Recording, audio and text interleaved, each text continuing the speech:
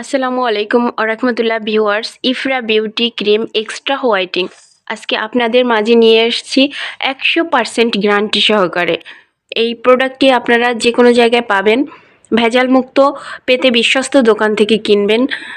আর যদি আপনাদের সন্দেহ হয় তাহলে আমার কাছ থেকেও আপনারা প্রোডাক্টটি নিতে পারবেন।